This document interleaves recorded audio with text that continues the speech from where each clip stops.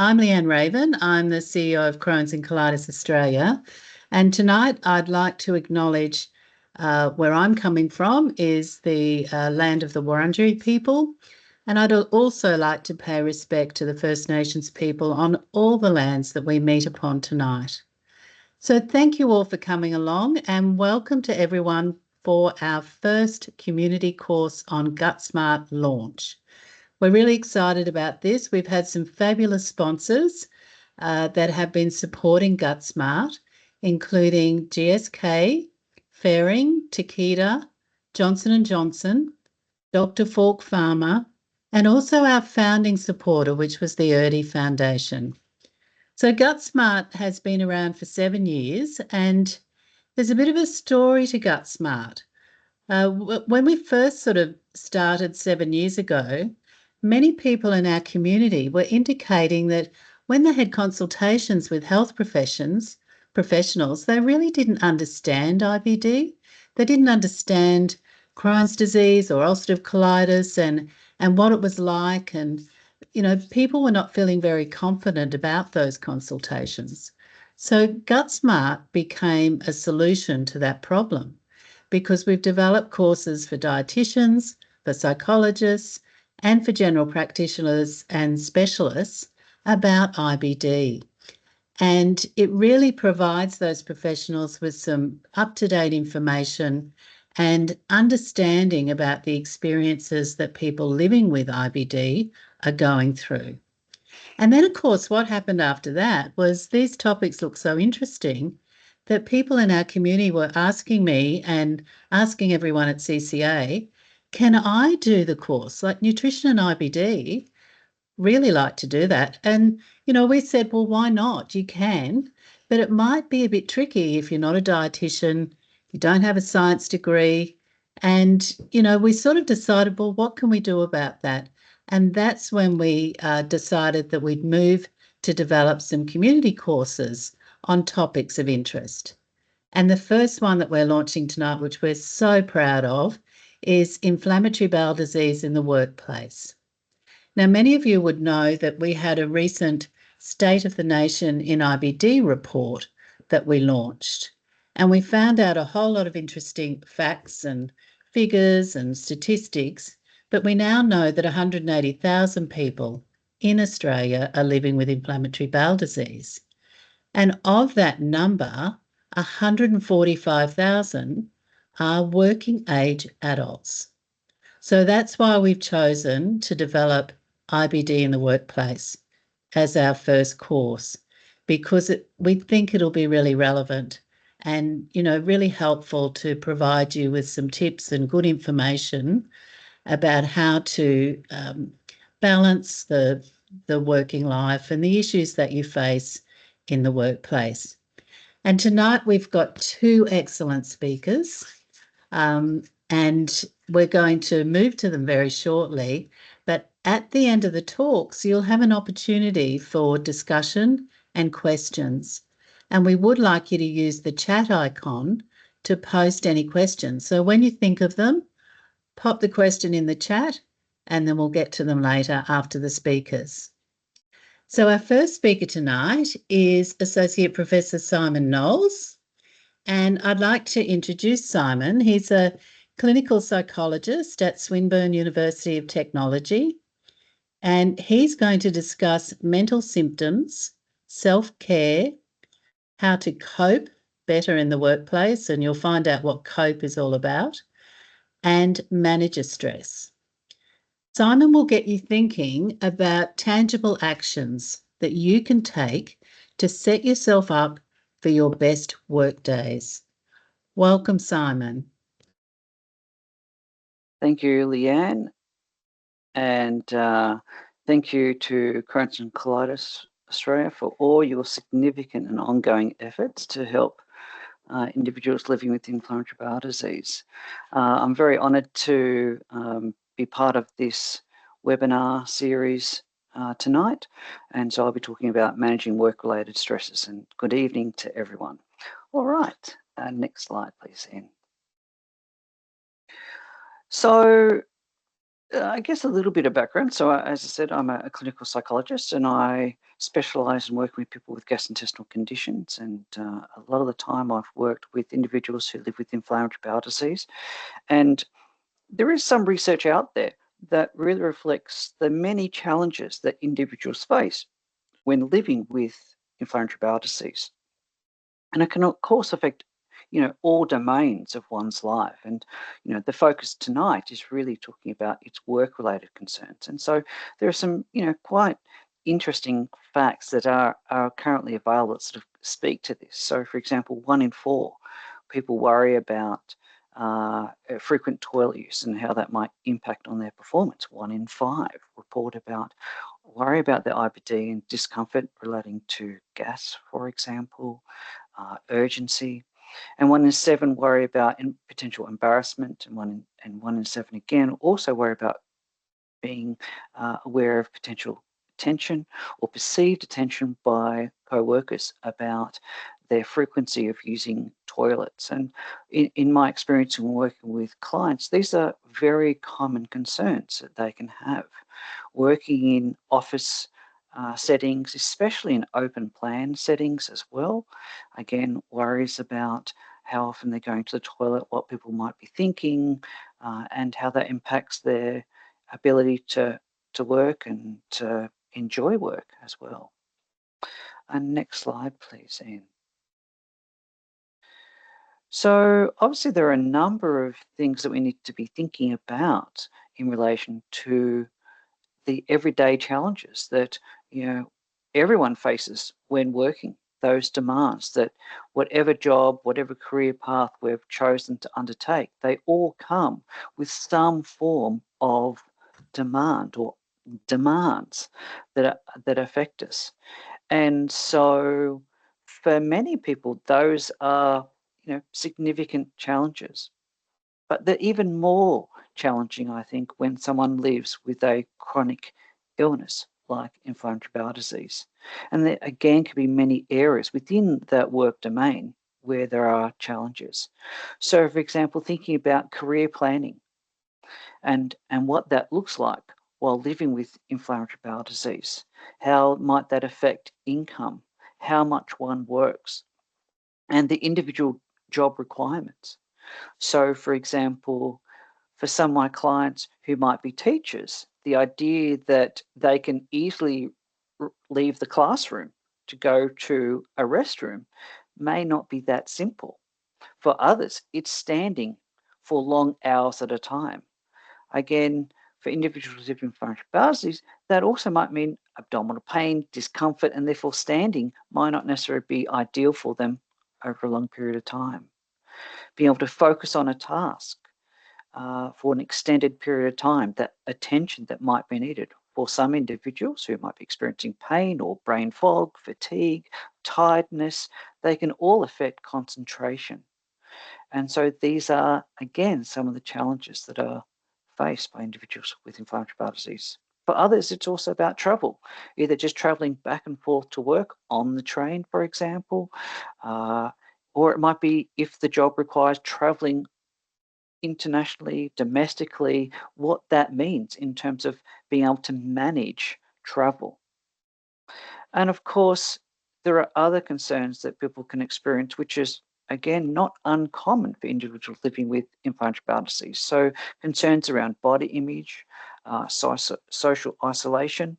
And really, I think the second one is important to recognize, because one of the things that we are social creatures. So we often are engaged in social activities, and work is no different to that. Often work involves not only meeting people face to face, but it often means not necessarily in a direct work-related situation. It could be, for example, after work drinks, for example, or some activities with work colleagues. And when those activities occur, they often occur in situations that involve food and drink. And so for someone who has potentially anxieties about what they eat, or there might be reasons for what sort of foods they are able to eat, that increases potential challenges that they face, potential stresses that they face. Of course, it's also understandable that when you are living with a chronic health condition, there can be concerns and worries about not necessarily being able to reach potential. It might be the pressures you put on oneself or the feelings that you need to reach some form of potential in whatever way you think that might be. And of course, those worries can in turn cause stress and then make people less able to manage the challenges that they're facing. And really, that ties to the next part, which is about stress. Because one of the things that work can also do is cause stress, but we also need to recognize that there can be stress about when and how to take sick leave and the impact of taking sick leave in terms of how much time you're allowed to undertake, how you manage that, when you take that, how you take that, and the implications for taking sick leave. So again, these are all a number of stresses that can play out. Thank you, Ian. Next slide. So this slide here, like how not to promote optimal health in relation to work-related stresses. I think what I'd like to point out is that one of the things that we tend to do is tend to, when we're experiencing stress, try to avoid it. Understandably, we try to ignore it. Is not an uncommon strategy. However, it's like putting your head in the sand. It's like, hopefully it will disappear. But the problem with that is ultimately that is not helpful. And when people engage in those sorts of activities, trying to push it away, ignore it, it tends to result in poorer outcomes, being less able to manage work-related demands, feeling more stress, and ultimately increased likelihood of anxiety and depression, the most common forms of psychological distress, but also poorer quality of life. Next slide, please, Ian. So let's talk about how we can try to promote optimal health and resilience. Next slide, please, Ian. So COPE is an acronym, and it's a very well-established way to think about how we try to problem solve. And so each obviously of the letters relates to one particular step. So the first step in COPE is C, so clarifying what the problem is. So this is really about identifying and defining the issue clearly. So what exactly is the problem?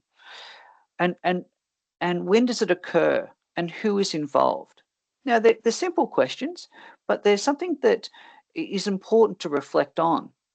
And when I say that, the other thing I think is important to recognize is that it's helpful not just to be thinking about it in your head.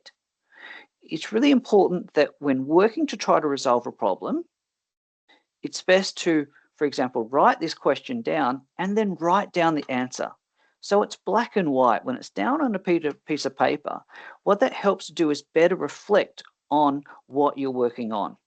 Whereas if you do that in your head, what you might tend to find is that your brain quickly goes, oh yes, but there's this other problem and this other problem. So by writing it down, it helps to clearly identify the problem and work through it.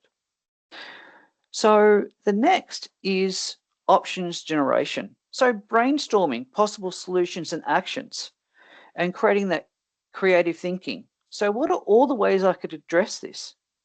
Sometimes this can be a block of how do we do this. Now, it can be helpful potentially ask people that you might trust, it might be a partner, a friend, to sort of brainstorm this. I was thinking about this earlier actually, before the presentation. And one of the things that came to my mind nowadays is we've got this quite interesting new technology, AI. And so this can be one where you go, I have this challenge, help me list or identify a number of different things that I might be able to do. So again, that might be a place that you can get some ideas to help think about what are all the different ways I can work to try to resolve this. And then once you have that, it's about looking through them to go, which ones fit with my values, fit with what I think I can do, and then based on that, identify the best option and then create a step-by-step plan. And so it's about how you implement that. What steps do I need to take? And one of the things that I think about is engaging in what are called SMART goals. So those goals that are clear, they're measurable, they're achievable, they are timely, there are things that you can do. It's no use setting a goal or a plan to do something if it's not going to be achievable. So make sure you set small goals and build from there. And importantly, once you've engaged in a plan and enacted it, it's then time to reflect and evaluate. Did it work? What helped? How do I make that outcome better in the future? And one of the things that this does, this process, is it helps you identify strategies that will work for you. And I think that's important to recognize, because what solutions I might come up with might be different to someone else, but it's ultimately what's going to work for you. And that's one of the things about building resilience and optimal health, is trying to identify what works for you. And when reflecting, it's important to keep in mind, it's not about being negative about what you could do or should do better. Importantly, it's about acceptance and that positive feedback, just like you would give a best friend, a partner, where you'd give that positive feedback as well. Next slide, please, Anne. So if you are feeling stressed about work, things that you should think about considering is really, what does a good work-life balance look like? So how do I move towards the values, those things that are inherently me? What is important to me? How do they reflect what I do? One of the things that I found is that people can be living with significant gastrointestinal symptoms, but still feel very positive about their life and engaging in things that they enjoy, because they're moving towards their values and they're much more resilient and able to deal with the challenges they face. And what are the red flags that tell me I'm feeling stressed? One of the things that I've seen my clients is their ability to identify, here are my red flags. When I know I'm not sleeping well, when I know I start thinking in this way, what are the strategies I need to bring back in to keep on doing to make myself feel good? What helps me cope with stresses, whether at work or in other situations? And how do I adapt to good and bad days? Again, the importance of acceptance. Some days I'll have more energy, some days I won't. And I just got to do the best that I can do. Next slide, please, Ian. So other strategies that can be helpful. One of the things that we know is that relaxed breathing, meditation, yoga are very helpful strategies to help manage stress. Engaging in regular exercise. If you are fit, if you continue to be fit, that is a helpful buffer to managing illness in your life. Sleeping habits are incredibly important. Sleep is restorative, so maximizing your sleep hygiene to make sure that you're sleeping as best you can, you're in an environment that promotes sleep, is important. Following a healthy diet. Now, of course, one has to balance between again, what your dietary needs are, but also in case of, say, something like inflammatory bowel disease, what the most appropriate diet might be. And again, talking to experts like dietitians is helpful. We are social creatures, and so therefore one of the things that can and is important is connecting with others. And so part of managing stress, managing illness, is connecting to others, those people that make you feel good, that move you towards the values that you want to live. Thank you, Ian. Next slide. This is a plug, I apologise, but just for everyone's interest, I've recently opened and started Swinburne's first, or really Australia's first brain gut service from a university. It's based at the Swinburne Psychology Clinic. It provides low-cost counselling service for individuals who are living with a gastrointestinal condition. Each session, there are 8 sessions initially for only $20 a session, and they're run by provisional clinical psychologists who I supervise. And if you're interested, feel free to search Brain Gut Service at Swinburne. Thank you very much for attending. It's a pleasure to be here tonight, and I look forward to questions at the end. Thank you very much.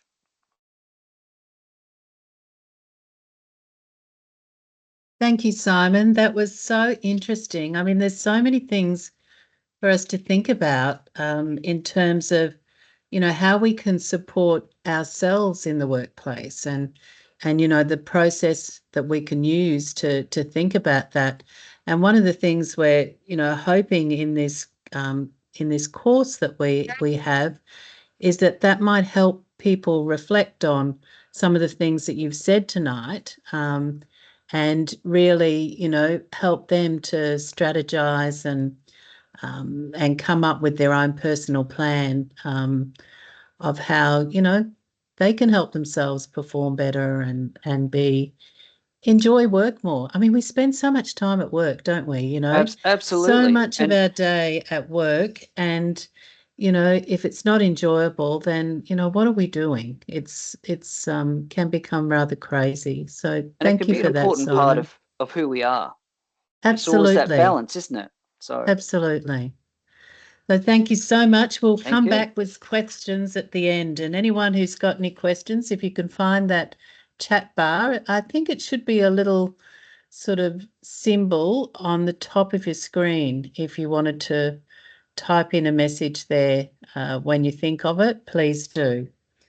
Now we have our next presenter, who I'd like to welcome this evening, and his name is John Brennan. And John is a non-executive director with Crohn's and Colitis Australia, and he has extensive experience working in the area of HR and policy.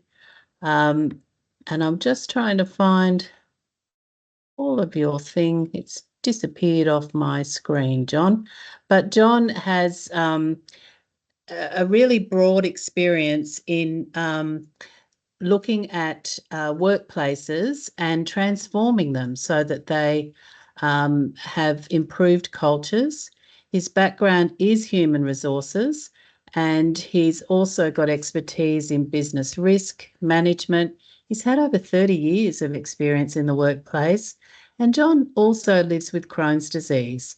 And he understands the challenges that inflammatory bowel disease can present in the workplace. And we're really grateful that John's made the time tonight to come and share not only his professional expertise, but his lived experience as well. So please welcome John, and over to you. Thanks so much, Leanne. Really appreciate that. A great lead in from Simon. Some really important aspects of, living your best life, and I really sort of take note of the fact that you spend so much time at work that we need to be able to do that well. So, folks, I'm John Brennan. As Leanne said, I've worked in human resources, probably focusing on workplace relations, leadership development, organisational culture, for more than 30 years, which is about the same time that I was diagnosed with Crohn's disease. So I've not thought of it until this moment, but I'm hoping there's no link there between a career in human resources and being diagnosed with Crohn's. But anyway, we'll let others consider that. Tonight, what I'd like to share with you are some aspects of the way these conditions impact the workplace, and really start to deal with some of the aspects of workplace law in Australia. There's some real clarity that we need, particularly when we're living with a chronic condition. And sometimes there's questions that we have that we're not quite comfortable asking. So I hope over the course of the next few minutes we can go through some details.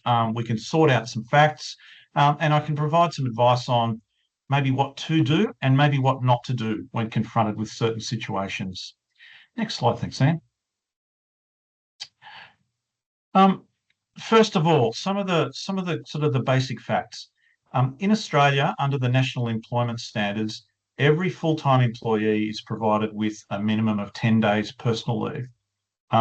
Personal leave is the catch-all term these days for sick leave and carers leave and other forms of unanticipated absence from the workplace. So when I talk about personal leave, I'm also referring to sick leave. They're not different. They're not exclusive. We're effectively talking about the same thing. Part-time employees receive a pro rata allocation of the 10 days based on their fraction of full-time employment. So to be clear, if you're a part-time employee who works 2.5 days a week, you'd be considered to be a 0.5 FTE.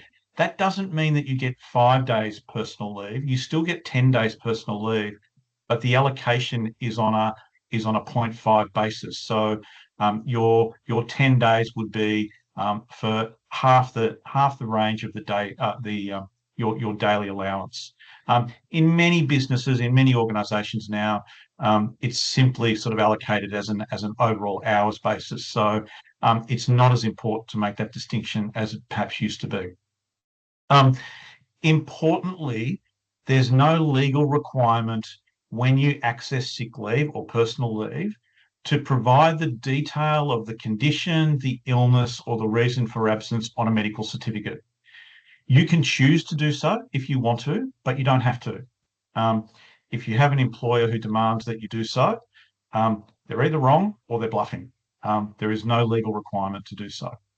Now, my advice is if you have a healthy relationship with a supportive employer and you've been able, particularly in advance, to explain your condition to them, you've been able to explain your Crohn's disease or your ulcerative colitis, for example, then it is, on balance, more helpful rather than less helpful to include that reason on the certificate. But again, I put that caveat out that it's only relevant if your employer already knows about the condition. One of the reasons that I think it becomes helpful with a reasonable employer to put the condition down is that personal leave now caters for a multitude of absences.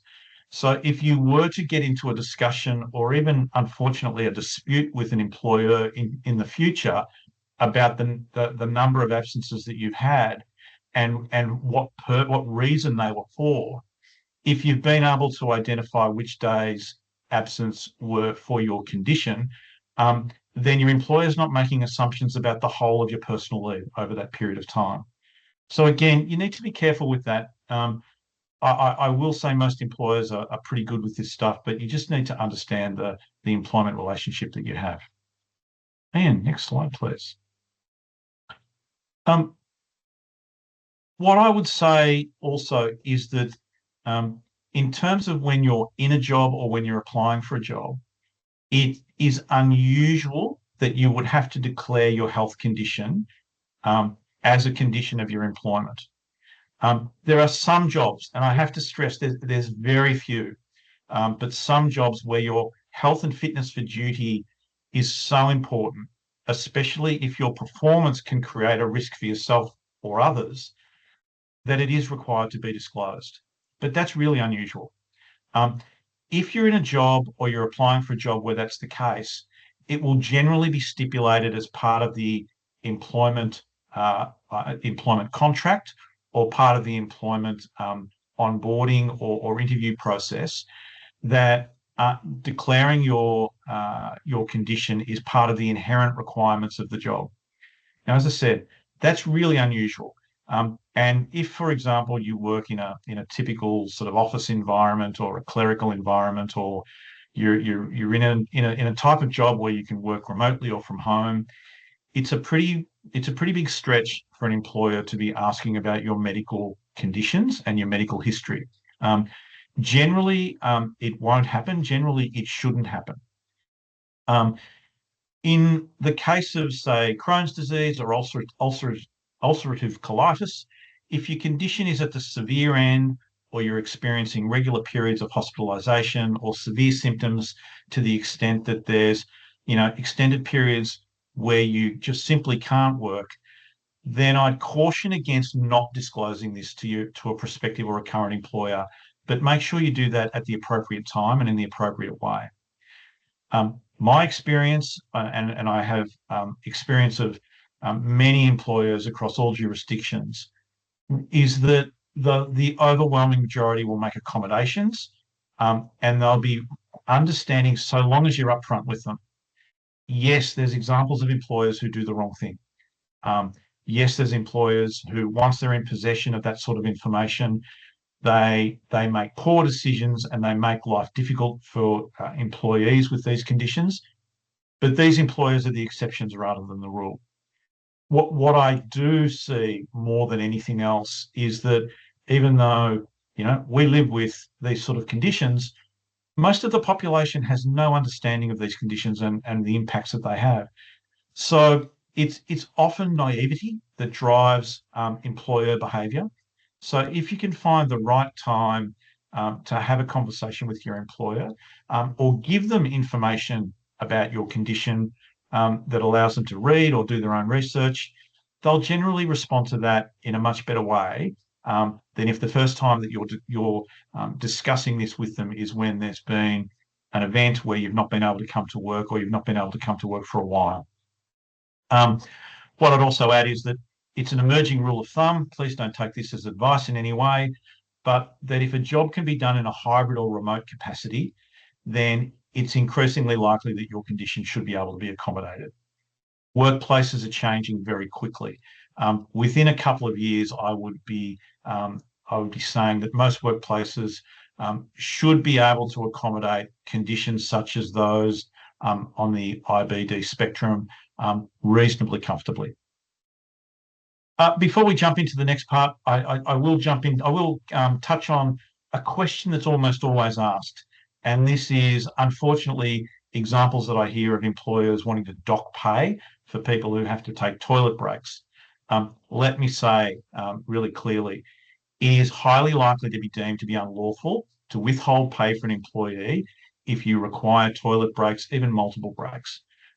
There's very little law on this in Australia, but there is a specific federal court decision from 2020 where a particular employer, it was a McDonald's franchise, was issued with penalties totaling $92,000 because it attempted to illegally dock the pay of employees who took toilet breaks.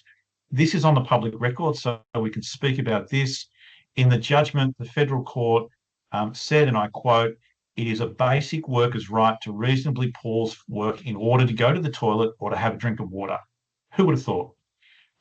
The good news is that, even though we might be concerned about toilet breaks, you have a legal right and a legal entitlement to do those things.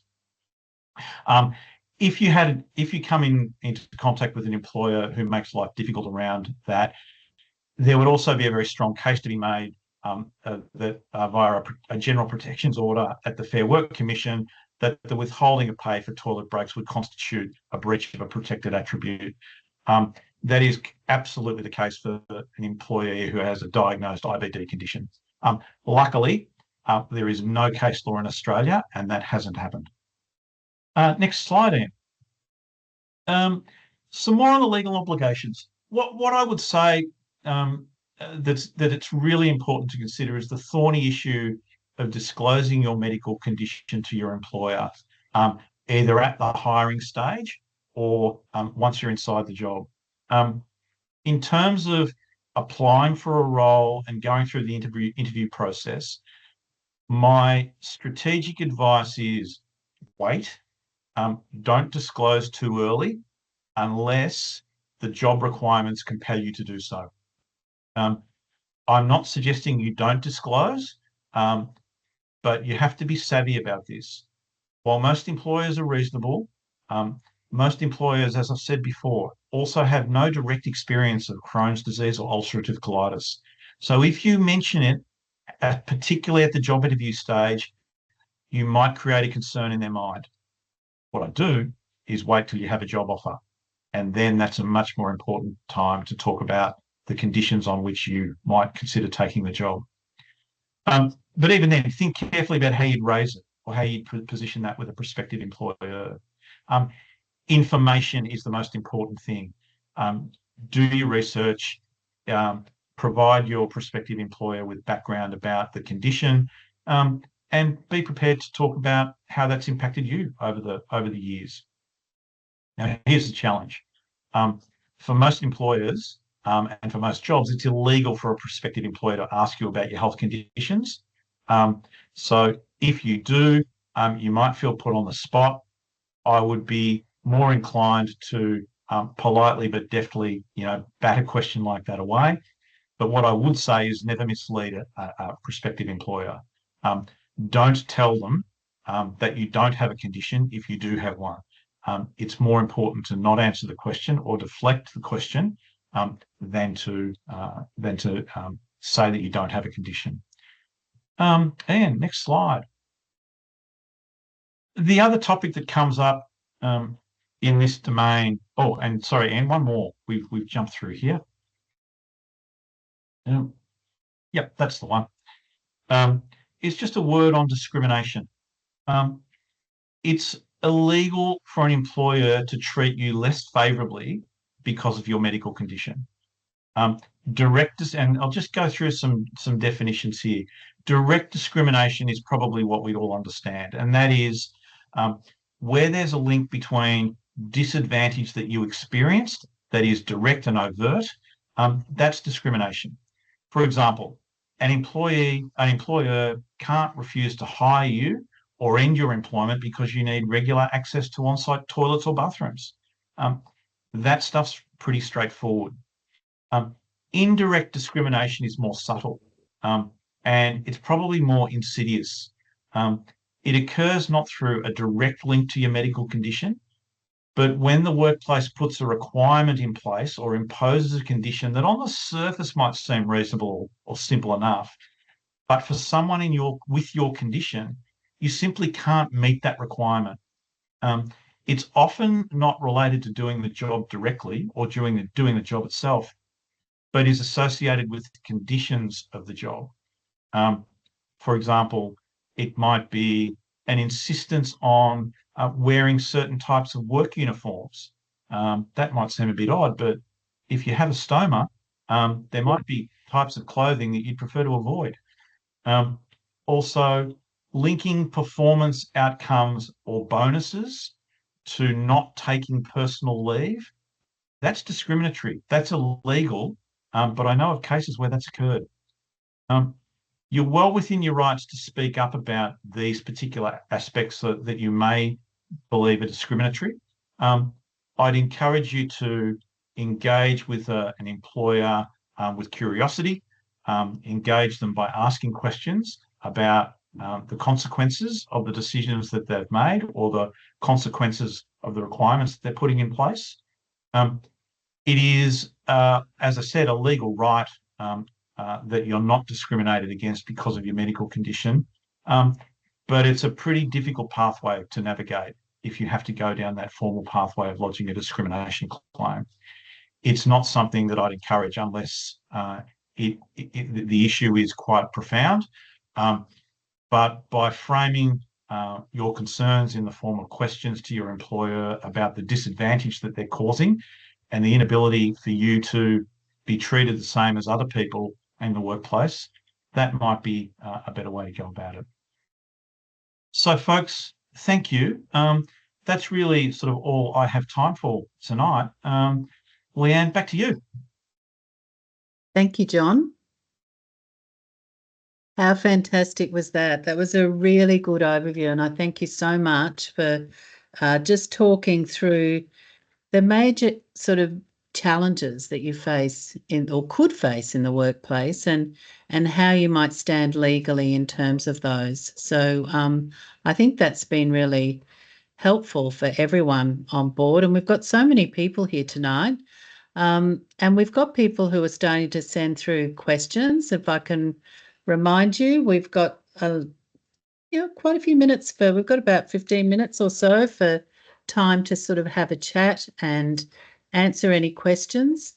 I might kick off first. I was sort of thinking, Simon, when you were talking about, and this is probably a question for both of you really to respond to, say you're feeling like a little bit distressed with your IBD, things are not going well for you physically and you're struggling a bit, and you have an interview for a new role, and they're talking about mental health, and how do you deal with, when they discuss or ask questions about your mental health, or when you are not doing so well at a particular point in time? What would be the best approach to answering questions like that?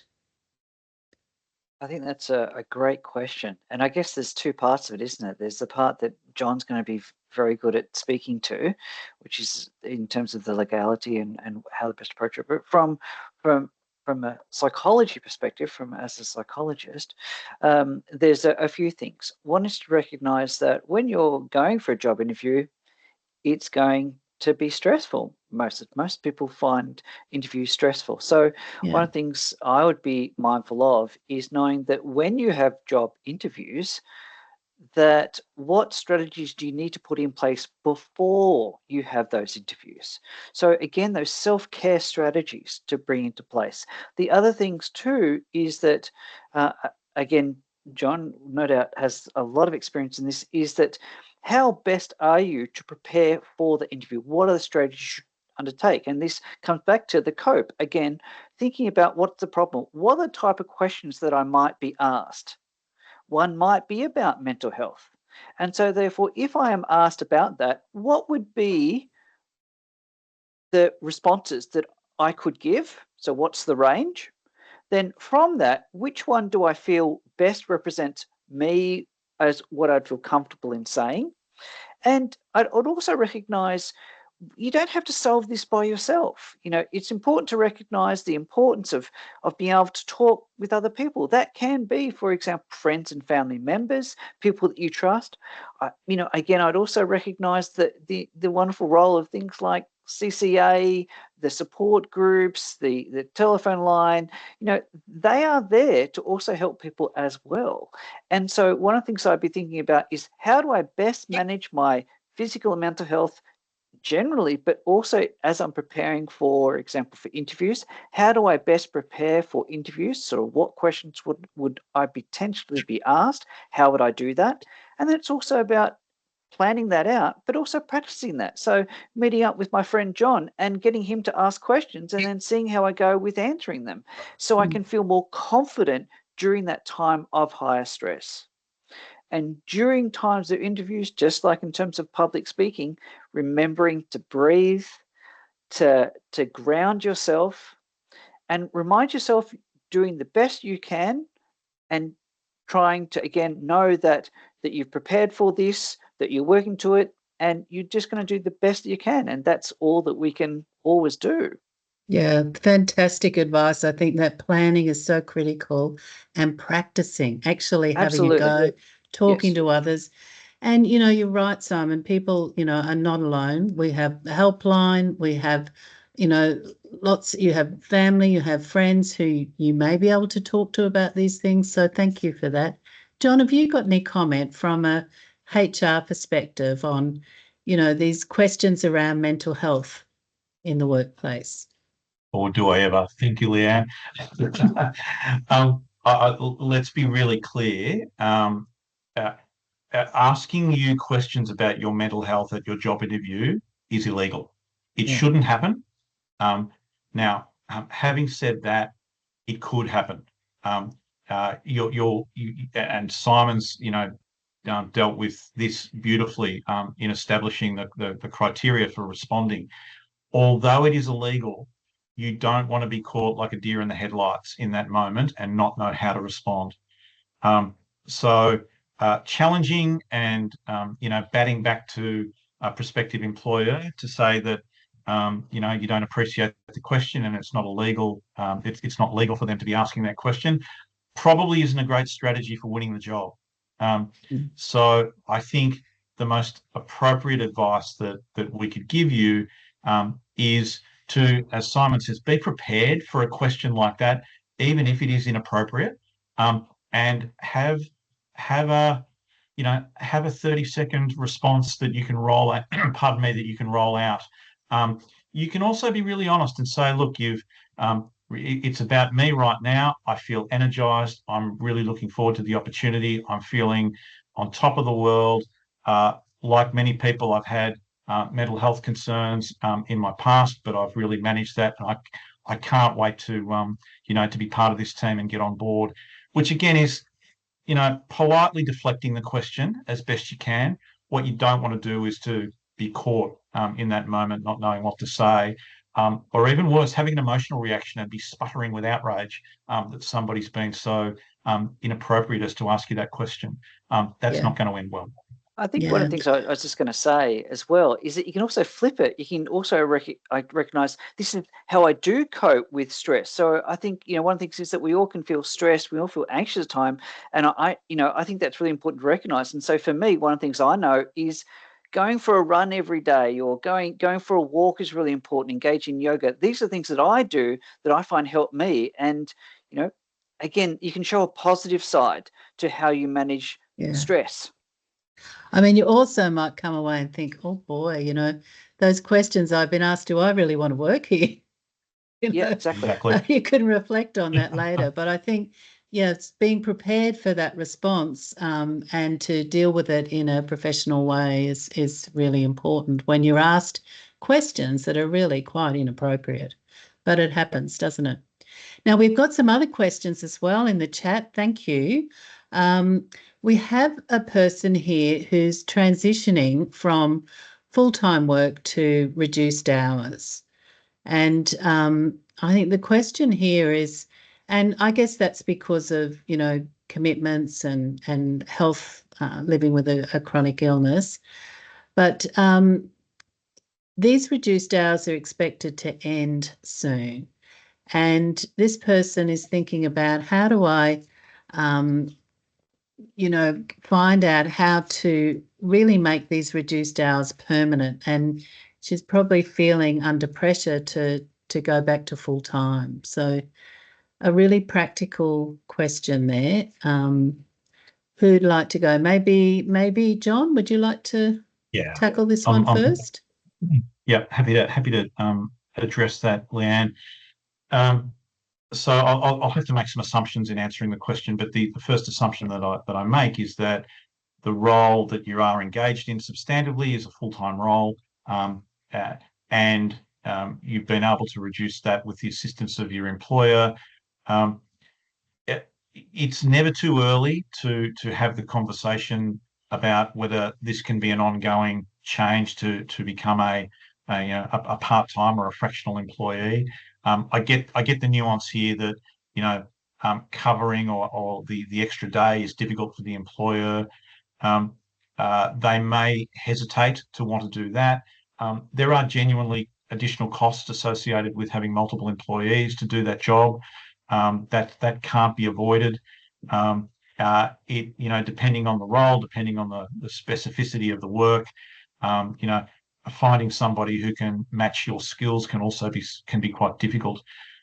But I would also be honest with the employer and talk to them about the fact that you really value the job, you really want to continue on with this work. Your life and your lifestyle is changing, and to get the best out of you and for you to give your best, you really do need to be working that 4 days a week or that 0.8 of an FTE. And talk to them about the fact that if just continuing to extend that. I won't say trialing it forever, but giving you some commitments that when we get to the end of November, I really don't feel that I can return to that full-time role. If it's having a positive impact on your health because you've reduced down a day a week, it would be terrific to get some supporting practitioners, I was going to say authorization, but a letter from your gastroenterologist or from your treating practitioner to confirm that your medical outlook has improved since you've made that change. Ultimately, I have to be honest and say the employer doesn't have to agree, but by providing them with enough notice and providing them with the medical certification and genuinely giving them the sense that you really want to make this work and that you really want to be here with this employer is something that is often quite compelling. And the hardest thing to do is to start the conversation. Often the employer, when put on notice and asked for this, will be it might not be something that they wanted to do, but it's something that they will do because the cost of potentially losing you is probably far greater to them than the cost of making that accommodation. Excellent points there, John. Simon, I could see the COPE strategy really fitting in nicely into this situation. Would you like to comment on that? Yeah, there's a couple of things. The first thing that I would want to recognise is that, changing, going from, say, full-time to part-time, comes with a number of challenges that one has to face, not only in terms of changes to work, but also decisions around that and the implications. And so I think it's so important to recognise the courage to be able to work through that, to come up with what is going to work best for you. I think that's important to recognise, because often what people can feel is like, no, I've got to try, I've got to keep on doing full time. And unfortunately at some time, for some people, that is not going to lead to good outcomes. So often it can be those very difficult decisions. And I think it's difficult to do, but I think it's important to recognize that. While you were talking, I think, John, one of the things that I really was thinking about was really about the importance of communication, about having that, as you said, having that conversation early. And so one of the things that I would, from my perspective, get you to be thinking about is not only the COPE, but also something called Dear Man skill. So as in DEAR and MAN skill. If you just do a Google search for that, it's a communication technique where what you do, and Dear Man stands for an acronym. And so essentially what that stands for is D for describe, E for express your feelings and opinions, A, assert yourself by asking what you want, reinforce the person ahead of time, so you're explaining the positive effects of what you need and the impact of that, being mindful of your own goals, your own focus, appearing confident, effective and competent, and negotiating. And so again, these are some skills that can be very helpful for you to, again, plan out and work through to be able to get through and get your point across, to not only get the benefits that you see, but also for the employer to see. So again, have a check of the Dear Man skill and see if that's something that might be helpful. Thanks, Simon. That's great. And the person who asked the question is thanking you both in the chat, so that's nice. Leanne, just one more very quick point, if I could. Sometimes we really get stressed about these conversations that are coming up, and that's reasonable for us to do. But remember, these are never forever decisions. These are decisions, particularly for those of us who have chronic conditions like this. These are decisions for now and for the next period of time. We're not making a decision about what our whole future looks like. And so being able to contextualize that in our own heads and to convince a skeptical or a nervous employer is also something that I think is really important. Yeah. Yeah, that's a very good point, because, in fact, it might be that you need to stay in that part-time role for 6 months or something, and things can change, can't they? Your treatment might become more effective and you might be able to return to a full-time role or, feel up to it. So, that's a really good point. Thinking about today is not always what the future's going to be like, because some days are better than others, aren't they? Good days and bad days with IBD. Okay, we've got another question there as well. And it was about your area, John, because it's talking about indirect discrimination and asking what kind of documentation is required to build a case for indirect discrimination. Yeah, thank you, Leanne. And thanks for that question from Anastasia. What I would say is that there's no textbook answer to that. But there's two points that I'd really like to make. One is that you need to be really clear about the disadvantage that you believe that you're suffering as a result of the decisions or the conditions that have been placed upon you within that workplace. So laying it out and spelling it out is quite important. And not that you feel disadvantaged, but you have to demonstrate disadvantage. that you are being treated differently or being forced into having to make compromises or decisions that are different from others in the workplace who, when faced with the same conditions, are able to quite easily adapt or adjust because they don't carry the same condition as you. So that can be a bit of a sort of an interesting one to get your head around, to be able to describe in detail what is the disadvantage. Now, at the risk of making this sound even more difficult, I would never advise anyone to start on a discrimination claim. A conversation is different to a claim, but I wouldn't encourage people to go down the discrimination claim path without getting good advice. Get advice from a workplace representative, a lawyer. If you're involved in a member of a workplace union, I'd be getting advice wherever you can, because I've seen it too many times that many of us who feel discriminated against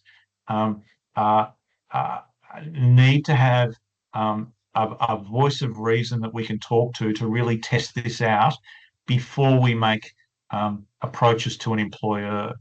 Employers generally respond particularly poorly to claims or discussions around discrimination because it sounds very personal, and in some cases it is. So we want to have our ducks in a row before we do that. Getting advice, getting a really well qualified or a very wise third person to talk to about this is important. But being able to describe the discrimination or the disadvantage really crisply is something that becomes incredibly important as the very first step. Excellent. Thank you, John, for that. I think we're now close to the end of time, so only a few minutes left to go.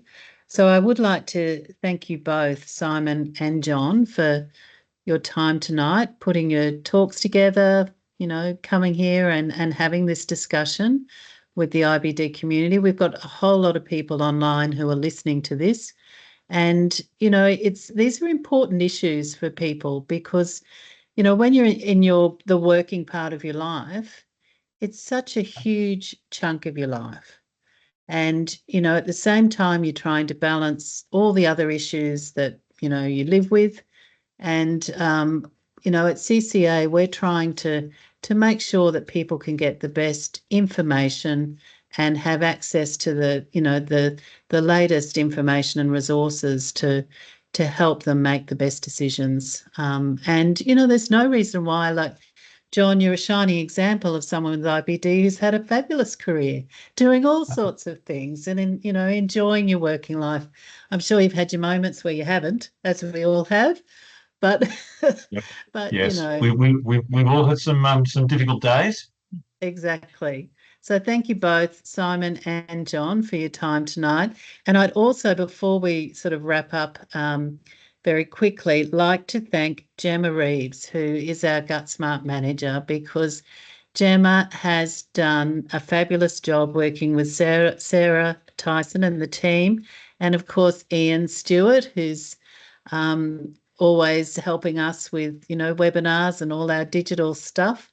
But we've had a really good team focusing on developing this new course, IBD in the workplace, and other people that have been involved are all sort of volunteers. Dominic Timso and Bruce Rosengarten have shared their wisdom as well. And we hope that you find it, useful and that will help you in terms of living with your inflammatory bowel disease.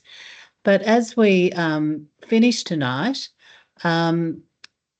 we will be sending out an email to everyone who's online and giving you the link so you can actually access the course. Make sure you jump in and have a look. And of course, if you're a member of Crohn's and Colitis Australia, you'll also be able to get a code off your membership spot on our website, and you can use that code and it's free. If you're not a member, there is a small charge because it helps us to keep our resources running and, to develop more. So thank you, everyone, and I hope you have a great evening. Thanks for joining us tonight, and goodbye. you. Bye-bye. Thanks, folks. Bye. Thank you. Bye.